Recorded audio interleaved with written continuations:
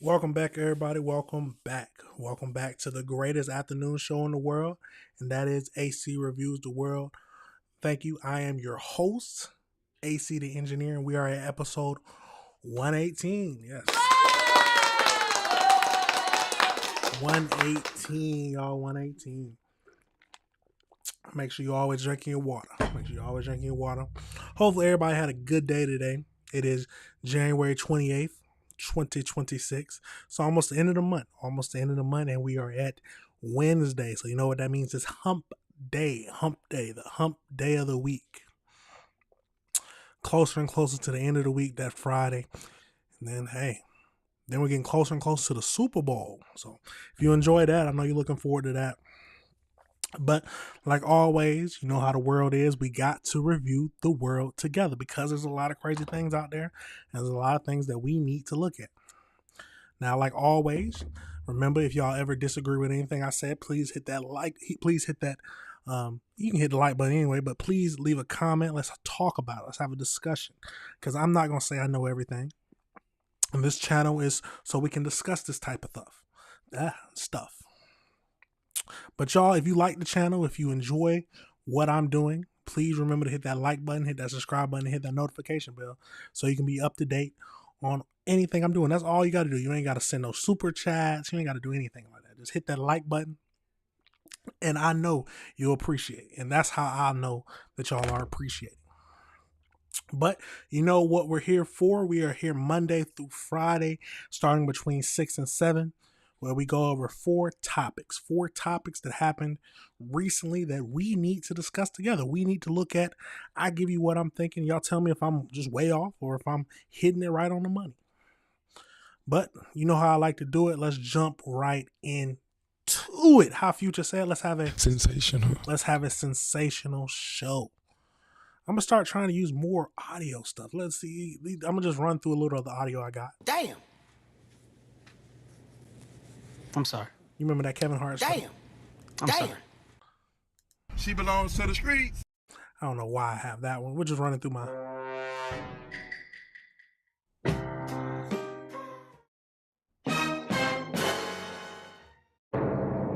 I don't think I ever get through using all of those, but I do like the sensation. But you know how... Enough sidetracking. Let's get over into the show. The first topic we're going to be discussing today, we got Rep Omar. E.118 Omar. I might be saying her first name wrong, but Omar was attacked. And she was attacked right after she was talking about abolishing ICE. So we're going to get over into that. We're going to hear about who the attacker is, if he has a motive or anything like that, and just learn more about this whole situation. But let's get over into it and see what we can find out about this situation.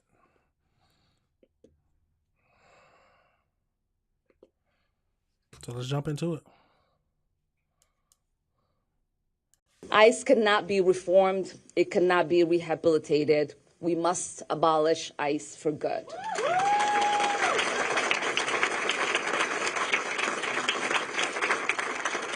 And DHS Secretary Kristi Noem must resign or face impeachment.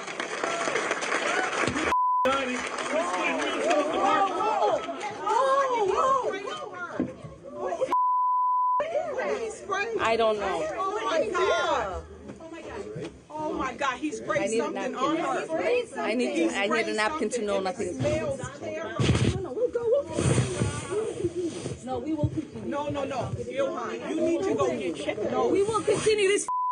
We're not going to get away with it. You need to go get checked. No, I don't know what. No. She still wanted to talk. She still wanted to give her message. That's brave. That's whatever it is smells so bad. She needs to go get checked. I don't know that's what that That's was. what they want. Please don't let them know. It's not about him, E.118. It's not about him. It's about your safety.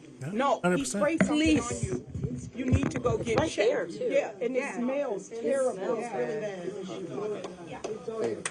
We're going to keep talking. Just give me 10 minutes. She wanted to keep talking, and hey, even with putting her safety on the line, so she believes in her message. That's all that matters. Let's see, Minnesota strong, and we will stay resilient in the face of whatever they might throw at us.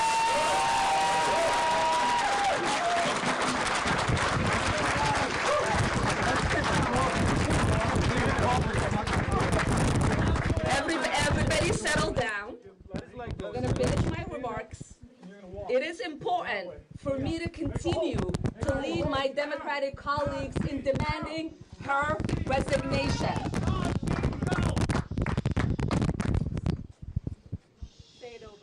And like I said, if she does not resign, we are going to introduce articles of impeachment. now, it doesn't seem like it was any kind of chemical acid or anything, because she would have immediately started to feel that. But just the odor is probably some kind of like possibly human feces or something like that. Some people are disgusting. Let's get over into the next video. This just shows us a different angle. And DHS Secretary Kristi Noem must resign or face impeachment.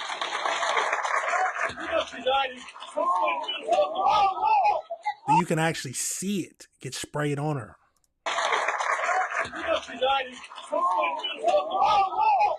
That could have ended horribly. That could have ended absolutely horribly.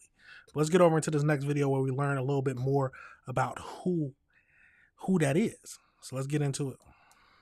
So right off the top this hour, let's get to that moment caught on camera in Minnesota. You see lawmaker E.118 Omar. There she is at a town hall. And seconds after this, she was attacked during that town hall. Watch that moment. DHS Secretary Kristi Noem must resign or face impeachment.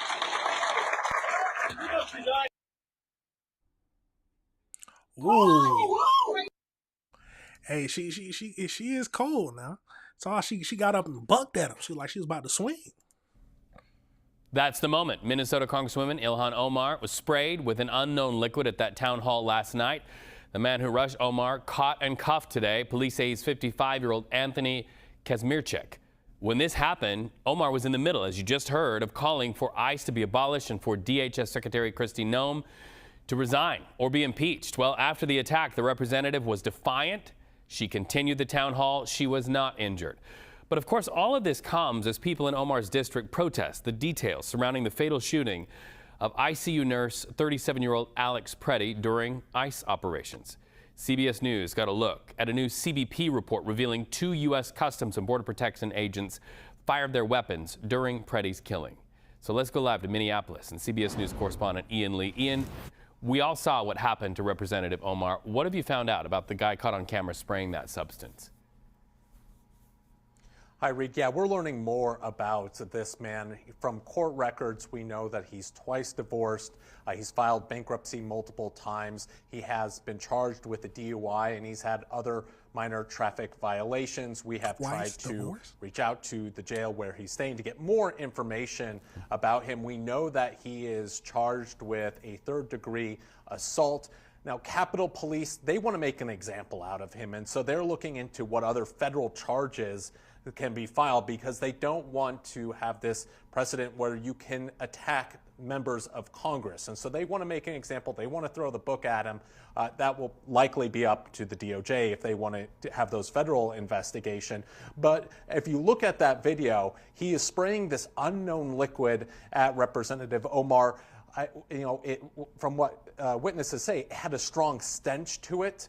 We heard from Representative Omar afterwards, posting on X, saying that I'm okay, I'm a survivor, so this small agitator isn't going to intimidate me from doing my work. I don't let bullies win. Grateful to my incredible constituents who rallied behind me.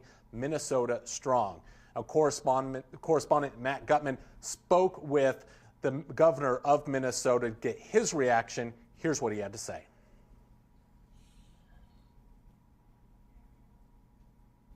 So many people are curious about last night. Do you blame President Trump for what for this attack on Representative Omar? Well, certainly, it's the tone that's in this country. This has all been said. I think it goes back, years of this type of political rhetoric. I can't specifically, and I know the subject. I talked to the representative last night. She was good, but this is the thing that there's no tone. And I said the president constantly attacks Representative Omar, attacks her citizenship, attacks the very decency of it, and we've asked him time and time again to stop it. I don't believe he's capable of stopping it. I keep coming back to this. The decency of the American people is going to have to speak up, because even in any small thing he puts on social media, he finds a way to attack her. I'm glad she's safe. See, I don't think you can blame Trump, just like I don't think you can blame Democrats when someone does something crazy against a certain party. It's mainly on the individual. Someone's crazy enough to attack someone just because of their views. I mean, this could have been acid, just like it could have been an assassination attack if he really wanted it to. But I don't think you gotta blame the individual. Don't blame someone other political. Just it's on the person who actually commits the crime. Reed, Representative Omar isn't skipping a beat. She has another public engagement later today. Well, Ian, you've also read through the Customs and Border Protection report on these cases. What are you learning? You know what's interesting about this report is what it has in it and what it doesn't have in it. For instance, it does give a detailed description of the events leading up to the shooting, how there was a confrontation. They tried to detain and arrest him. That at one point, someone shouts, "He's got a gun." They took away the gun from him, and about 5 seconds later, he was shot and killed by 2 agents. Now, that gun was taken and put into a car by one of the agents. But what was interesting is nowhere in that report does it mention that he went for his gun, he tried to grab his gun, he tried to use his gun. And that's interesting because in the aftermath of that shooting, the federal government came out and said that these were defensive shots fired. So there's a lot of questions on that, a lot of questions about the chain of custody with that gun, that it wasn't placed in evidence right away. And so there's a lot of questions, especially from state and local officials who say they want an impartial joint investigation. They don't believe the federal government alone can do a good job. They want to be part of that. And so that was interesting. Now, in this statement, it also said this is all preliminary. Don't draw any conclusions. This statement was mainly stating the facts of what happened. That investigation, Reed, still very much ongoing. So, it sounds like that they specifically stated that they took away the gun, and then after that, that's when they shot. They didn't mention that he had another gun on him or anything like that. So I don't see how they can get around that. And I'm assuming, just not assuming, but all the stuff that they initially said is just them trying to be ahead of the situation. They was trying to put faith in the ICE officers, so they assumed that they fired in self-defense. Now, I don't know. Like I said, we don't know all the facts.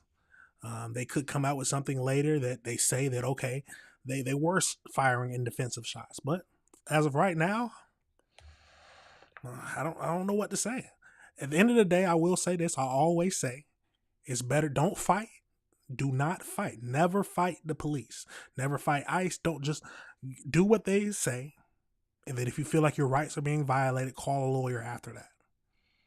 It's not worth risking your life fighting against a police officer because you don't know if he's or any kind of agent in general, because you don't know if he is a good one or takes the badge to his head. But let's get over into the AI breakdown to see what else we can learn about this, or if they tell us anything different about this whole attack on Representative Omar. So as we know, it happened yesterday where Representative Omar was attacked during a town hall meeting. A man lunged at the podium and used a syringe to spray a liquid at the representative. Witness noticed a strong vinegar-like smell, and forensic analysts later identified the substance as non-toxic, like apple cider vinegar. Okay. But that just goes to show that he could have had anything in that bottle, and she was out in the open for anybody to prey on. The quick response security and the Minneapolis police officers immediately tackled the assailant. Omar was uninjured and resumed the town home for about 25 minutes later, stating, "I don't let bullies win." Police later identified the man as Anthony. I'm not even going to try to say the last name. 55 years old, of Minneapolis. He was arrested and booked of suspicion of third-degree felony assault. The FBI has since taken a lead in the investigation to determine if any federal charges are warranted. So the attack occurred amid heightened tensions in Minneapolis following the recent fatal shooting by a federal agent. Just before the assault, Omar had been calling for the abolishment of ICE and the resignation of the Homeland Security Secretary, Kristi Noem. So it's the social media post attributed to the showing a history of pro-Trump sentiment and extreme hostility towards Democrats. You can agree with Trump and really like Trump, but you don't have to. Extreme hostility sounds crazy to me. It's President Trump accused Omar without evidence of orchestrating and staging the incident. That is crazy. But what kind of charges? What kind of time can he expect to get? Because what does third-degree felony even get you? So he could face significant prison time, as both the state and federal authorities have jurisdiction over the assault on Representative Omar. So the minimum sentence, third-degree assault, carries a maximum penalty of 5 years in prison. Reality of sentencing for the first-time offender, he will most likely, rather than giving him the 5 years, they most likely give him probation and local jail time instead of the 5-year maximum. Yeah. Absolutely crazy situation, y'all. No matter how you feel about it, this just shows to show there needs to be more security around any one of these representative or any, because in the climate that we're living in now, you never know what somebody can do. You never know how far somebody will go because they disagree with what somebody is saying. It's a crazy situation, y'all, but let me know your thoughts and let me know if you disagree with anything I said. Absolutely crazy. But we're going to pivot over into another crazy topic we need to discuss today. We got something that I hate seeing. We got the murder of a pregnant woman. A 19-year-old is being accused of murdering a pregnant woman. The world is getting colder and colder by the minute. So we're going to get over into that. We got a few videos to look at. And of course, we'll go into the AI breakdown to see what else we can learn. But let's jump over into it and see what we can find out. Well, Downers Grove police have launched a murder investigation after that pregnant woman was found dead in her burning apartment. Now, authorities do say that they have a person of interest in custody, but no charges have been filed yet.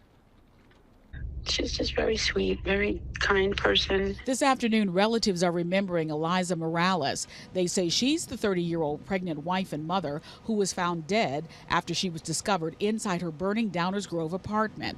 The incident has left most in this West Suburban condo complex in shock. It's been a lot of, uproar, and people are taken out. As you can see, inside the building, it's boarded up pretty good. So far, police have had very little to say about their ongoing investigation. Authorities say the gruesome discovery was made Monday night around 6 p.m. by Downers Grove firefighters as they responded to calls about a blaze in an apartment located in the 2300 block of Ogden Avenue. Officials say first responders found the woman as they doused the flames. Family members say they believe Morales was home alone and cooking dinner when her attacker knocked on the door. They say food left on the stove after the attack was what started the fire. Although detectives are waiting for an official cause of death to be determined by the DuPage County Coroner's Office, relatives say the young mother was stabbed to death. Eliza was 6 months pregnant. Very, pregnant. Yeah. Visibly pregnant. Whoever did this knew she was pregnant, and didn't care. Eliza Morales, who family members say worked in a payroll department of a children's hospital, leaves behind a husband, a 1.5-year-old daughter, and lots of loving relatives. Now, we're told from authorities that a second person was taken to the hospital and treated for smoke inhalation. There are several individuals that were displaced because of this fire. That, of course, as this investigation. It's a crazy situation. No matter who would kill a pregnant woman. Let's go over into this next video where we learn about who the assailant is. A man will face a judge this morning charged with murdering a pregnant woman in Downers Grove. Winnie Dortch is live at the DuPage County Courthouse with more. Winnie. Good morning. Well, 19-year-old Nedes Revucas is charged with first-degree murder, including aggravated arson. The family has identified the victim as 30-year-old Eliza Morales. Now, Downers Grove firefighters responded to the Fairway Grove condominiums in the 2300 block of Ogden Avenue Monday evening. They pulled Morales from the fire and noticed she suffered sharp force trauma, which is congruent to a stabbing. She was treated on scene but died. Morales was a mother to a toddler and 6 months pregnant. The toddler was thankfully not at home at the time. Her family members tell WGN a dog was hurt during the attack. They believe the dog was trying to protect her. Not only is Revucas facing murder charges and aggravated arson charges, he's accused of armed robbery, intentional homicide of an unborn child, and aggravated cruelty to animals. Now, Revucas is scheduled to be in court at 8:30 this morning. That's when we'll learn more details about what police say happened last night. Let's look at, this is what he looks like. The 19-year-old who stabbed a pregnant woman. Let's go into this next video and see if they tell us anything else. This is Chicago's very own WGN Midday News. Good afternoon, I'm Dina Bair. And I'm Patrick Elwood. We thank you for joining us this noon hour. A Westmont man in court this morning for the murder of a 30-year-old pregnant woman. WGN's Winnie Dortch is live outside the DuPage County Courthouse with more on what prosecutors say happened. Winnie. Well, good afternoon. 19-year-old Nedes Revucas is charged with first-degree murder, armed robbery, and aggravated arson. He appeared in court today wearing an orange jumpsuit. Of course, prosecutors say there are multiple pieces of evidence that they have to review, and now they say that's something that they're working on, including videos. Revucas is accused of killing 30-year-old Eliza Morales Monday evening. Downers Grove firefighters responded to a fire on the 2300 block of Ogden Avenue at the Fairway Grove condominiums. Fire crews pulled Morales from the fire. She suffered sharp force trauma similar to a stabbing. Sadly, she died on scene. Morales was 6 months pregnant with a baby girl and also a mother to a 1.5-year-old girl. Family members tell WGN a dog may have tried to protect her during the attack. That dog is now injured. A second victim was treated for smoke inhalation and taken to the hospital. Revucas is also charged with intentional homicide of an unborn child and aggravated cruelty to animals. Now, the state has filed a petition to detain him. Prosecutors could not go into detail about this crime today as they are pushing the case to tomorrow morning at 8 a.m. Also, the defendant's family was also here today. I'm live here outside. It's a tragic situation. Let's go over into AI breakdown, see if they tell us anything else. But it looks like it's all preliminary right now. So as we know, Nevada, I'm not even trying to say 19, was charged with several felonies, including first-degree murder following the death of a pregnant woman in Illinois. So we know that the pregnant woman, Eliza, 30-year-old, was 6 months pregnant with her second child. The incident happened on January 26th. Authorities responded to a fire. So the fire was caused. So he's charged with first-degree murder, intentional homicide of an unborn child, aggravated arson, armed robbery, aggravated cruelty to an animal. Evidence suggests that the attack occurred during a scheduled meeting regarding the sale of a pickup truck listed on a Facebook marketplace. Ooh.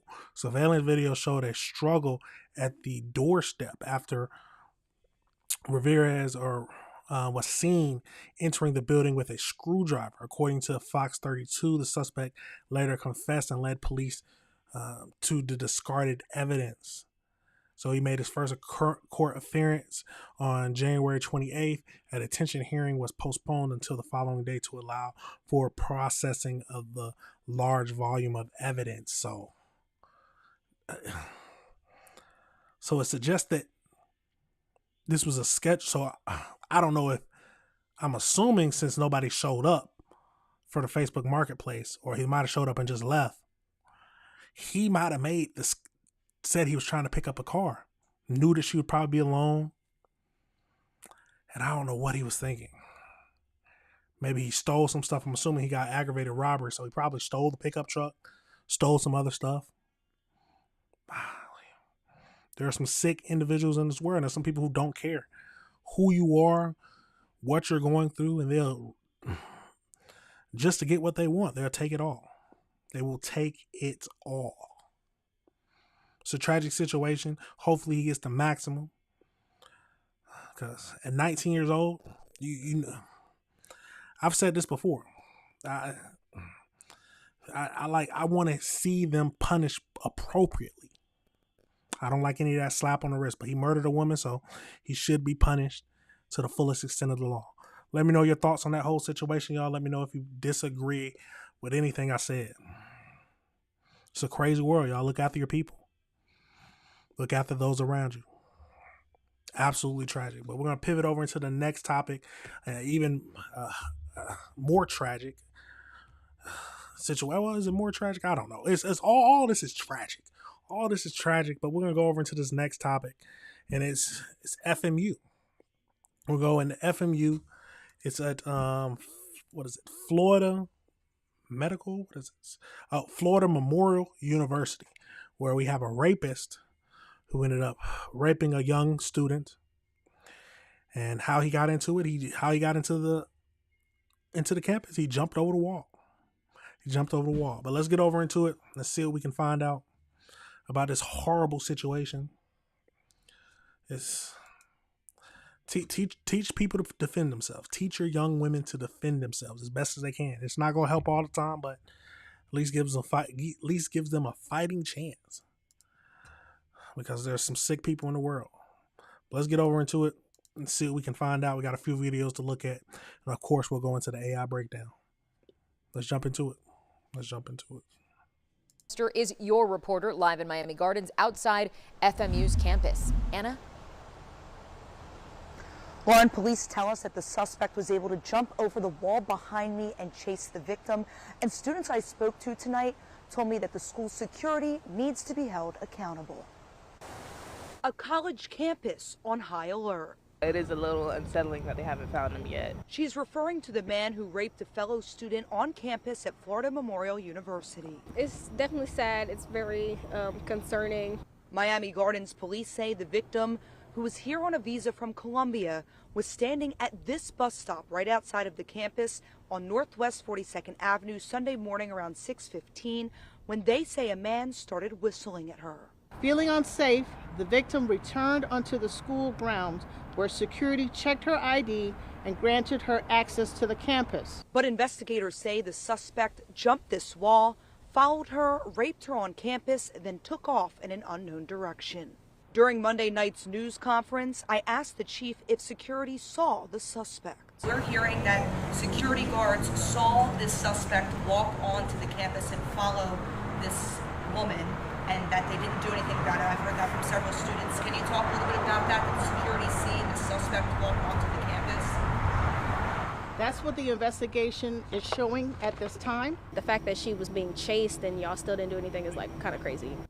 Yeah, they got to be fired. They got to be charged something, because that's crazy. How you watch a suspect jump the fence and make his way onto campus, the campus you're supposed to be guarding. Let's keep going. CBS News Miami obtained a copy of a letter sent to FMU students outlining steps the university is taking in response. In the letter, school officials say they are reviewing surveillance footage, increasing patrols across campus, and strengthening protective measures at residence halls and academic buildings. Security definitely has to do better. Their communication needs to be a lot better. There's definitely some things that can improve to prevent a lot of stuff like this.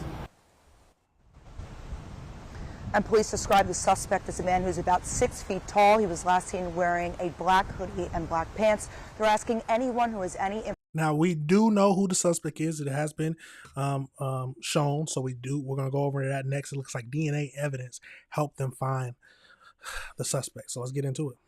Breaking news now. Police announced they made an arrest after a student at Florida Memorial University was raped on campus early Sunday morning.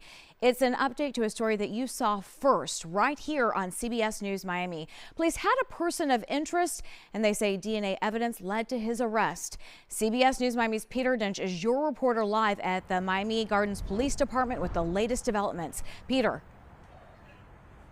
Naja, Miami Gardens police tell us they arrested 30-year-old Stephen Rivers after an extensive canvass and after receiving an important tip from Opa-locka police. Taking a look at some brand new video right here. We were there moments ago as police took Rivers to jail. They say they got a warrant for his arrest, and at 7 this morning, the Miami-Dade Sheriff's Office Crime Lab said after testing his DNA, he was tied to the case. Police say Sunday morning, he saw the victim at a bus stop and whistled at her. Police say he jumped a fence, which he walked back into campus, and he attacked her in a dormitory. Police say Rivers is known to law enforcement. In December, they say he was released from prison after serving time for lewd and lascivious behavior. Police said they were relentless in their search for the suspect. They also say there could be other victims.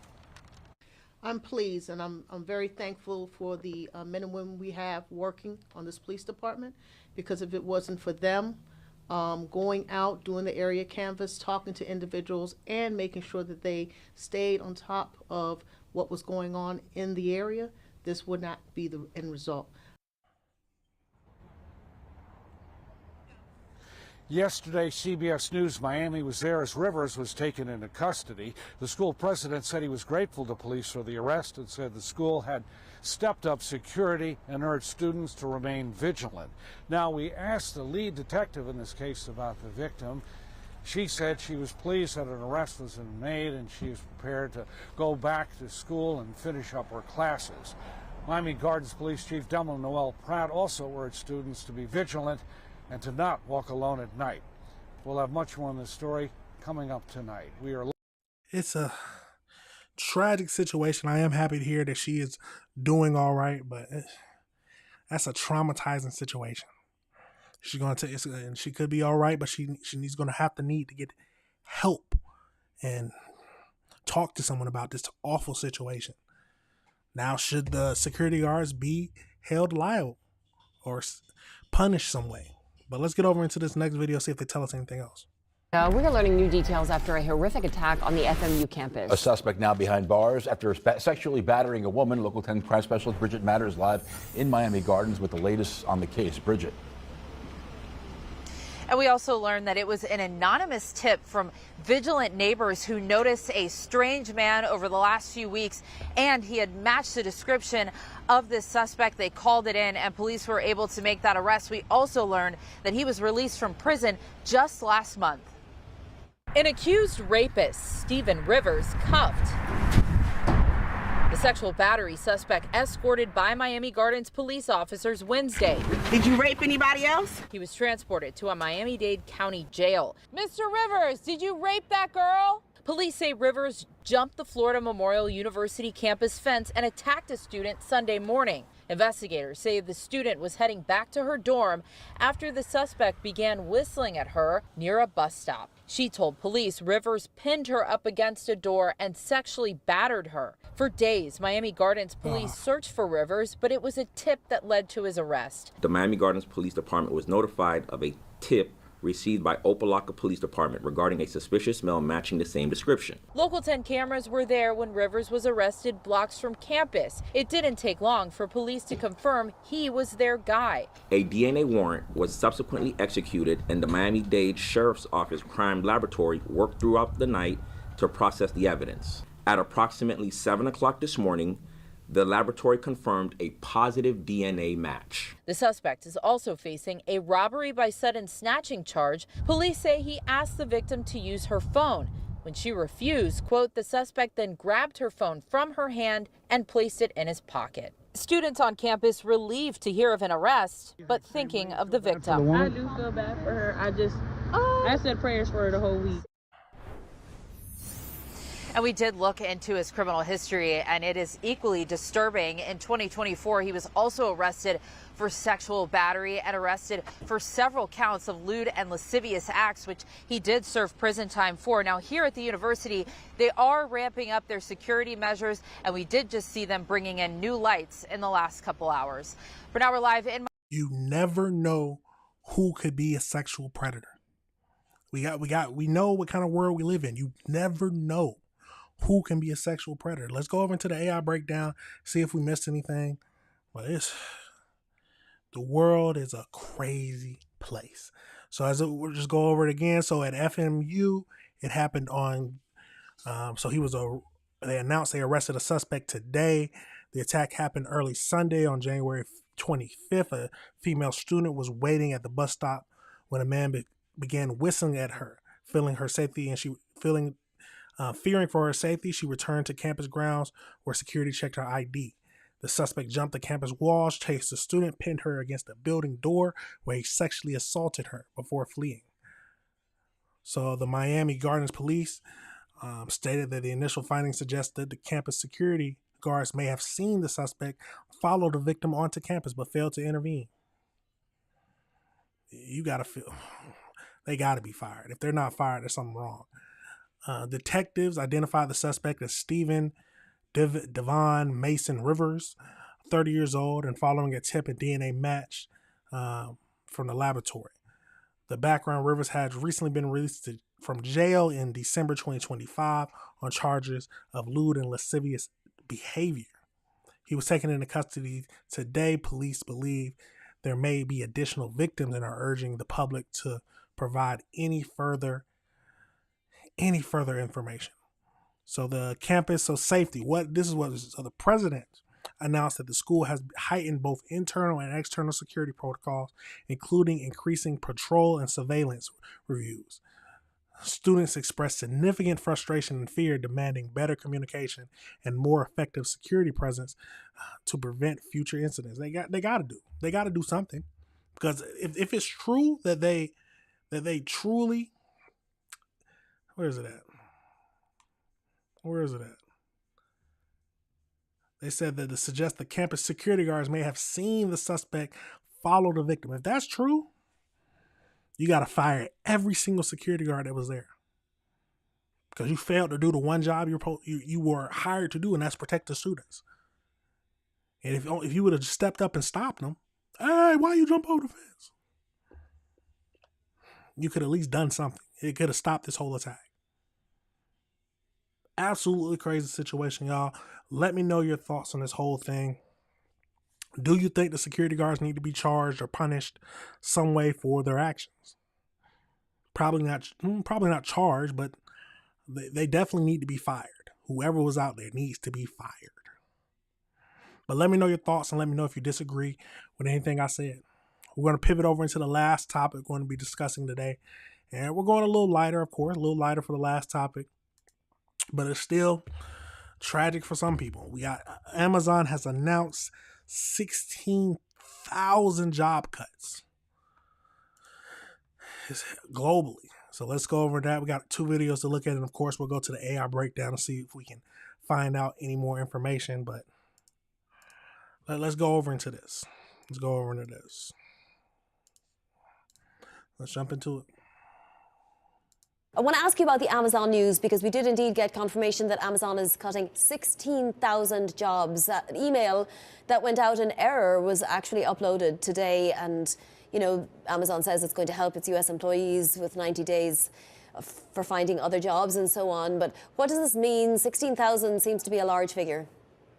It is, and look, revenue per employee will be a big metric for all these hyperscalers going forward. In the case of Amazon, they are still the largest public cloud provider. The question that investors will ask them is, how will they retrofit their existing, IT infrastructure to pivot towards AI? And that will be a big change, even though they have the cloud share. Like, there are a lot of neo clouds that are playing in the AI infrastructure right now. So I think they have to do that efficiently. They have their own chips, but clearly they are trailing when it comes to the likes of Google GPUs. And that's where I feel the streamlining of operations is probably the first step, but they have to protect their cloud share because clearly there is more competition on the AI infrastructure side. We know what the investors will ask. The investors will ask, how is this going to bring us more money? You gotta be blunt about it. That's what the investors care about. They care about how will their investment do better. How will it bring in more money? How much return on investment will they receive? Because it's a business at the end of the day, and their shareholders want their investment to do good. So if eliminating some jobs and raising how much profit they can bring in, they'll be for it. But let's go over into this next video and see if it tells us anything different.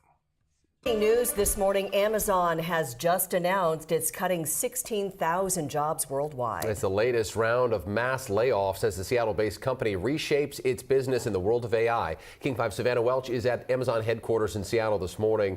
So Savannah, what's the company saying about this latest round of cuts? Well, Jake, the Amazon announced the layoffs early this morning, just hours after an internal email went out to staff by mistake. This internal email incorrectly stated that employees had already been notified they lost their jobs. It did make it clear, though, that layoffs were coming, but workers at that point had not yet been officially informed. Amazon leadership said, quote, "We've been working to strengthen our organization by reducing layers, increasing ownership, and removing bureaucracy. While many teams finalized their organizational changes in October, other teams did not complete that work until now. These layoffs are in addition to those 14,000 jobs cut back in the fall. Impacted employees will have 90 days to look for another role within the company. Those who don't transition will receive severance, benefits, and career support." The company also announced this week that it's closing all Fresh and Amazon Go stores. There's 11 stores here in Western Washington, and Amazon announced the closures this week. We spoke with a shopper whose niece works with Amazon Fresh at the corporate level. Just crossing my fingers that maybe if she gets laid off there, they might be able to find a place for her somewhere else within Amazon. If that's the case, she's going to be really devastated. Sunday will be the last day for stores here in Washington. Instead, Amazon is focusing on grocery delivery and expanding Whole Foods markets. The company plans to open more than 100 new Whole Foods locations over the next few years, and some of the closing stores may actually be converted into Whole Foods. The Amazon Fresh online delivery service, though, that will still be available. In Seattle, Savannah Welch, King 5 News. Thanks so much. Layoff times are hard. For anybody who goes through a layoff, times are hard. Finding another job is hard too. You have to be prepared. It's hard to be prepared, but the best thing you can do is make sure your resume is good. Talk to other people and be on top of it. If you hear about something, the possible layoffs, have a backup plan just in case you are one of the ones laid off, which some people don't. It's a tragic situation, but we figured it would happen. With AI growing, more companies switching to use more AI, and it gets rid of entry-level roles and just different roles like that. But let's go over into the AI breakdown to see if it tells us anything else or gives us any more information that'll just help us understand this whole situation. Let's go into it. So as they know, they announced today that Amazon confirmed that it's laying off 16,000 corporate employees globally. The move is of a broader restructuring strategy under CEO Andy to reduce management layers and eliminate bureaucracy. So the total scope, I see these 16,000 cuts follow an earlier round of 14,000 layoffs in October, bringing the total reduction to roughly 30,000 corporate roles within a 3-month period. The cuts primarily impacted the corporate workforce, specifically within Amazon Web Service, including AI units like Bedrock and Redshift, retail business teams, and Prime. So the layoffs coincide with Amazon's decision to close its remaining Amazon Fresh and Amazon Go physical grocery stores to focus on the Whole Food brand and same-day delivery. AI integration, so while the company is trimming its general corporate headcount, it is simultaneously investing billions in artificial intelligence and high-tech infrastructure, AI. Affected U.S.-based staff will have 90 days to apply for a new role internally before receiving a severance pay and other transitional benefits. So some employees reportedly learned the cuts earlier through a misfired internal email regarding Project Dawn on Tuesday night before the official announcement on Wednesday morning. Despite these cuts, Amazon business remains highly profitable, with its most recent quarterly earnings showing a 40% jump in profits, approximately $21 billion. We know what the layoffs are for. In turn, it's all for the increased profits. No business is going to lay off a bunch of people to try to make the same amount of money. They're trying to make more money, and people should have been prepared in October when they did the first round of layoffs. People should have been prepared and preparing. But layoffs are always hard, but times are crazy now. But the world is a crazy place, and I think it always will be. But let me know your thoughts on that whole situation, y'all. Let me know if you disagree with anything I say. How do you feel about the 16,000 job cuts at Amazon? Does it affect you? Absolutely crazy, y'all. Let me know your thoughts and let me know if you disagree with anything I said. But that is it for the show today, y'all. We had a good show like always. Talk about a lot of things that we needed to discuss and we needed to review together. I love to say it. Thank you for watching now. Thank you for watching later. If you tune in later, thank you. We're going to grow big. I can already see it. I told you I'm trying to hit One Piece numbers. We are at episode 118 right now. I'm trying to get to 1,000 episodes. 1,000 episodes. But we'll see. We're going to keep going no matter what. Remember, we are here Monday through Friday, starting between 6 and 7, where we go over 4 topics. But remember, y'all, these videos will be broken down so you can see the exact one you want to. Remember to hit that like button, hit that subscribe button, hit that notification bell so you can be up to date on all the videos.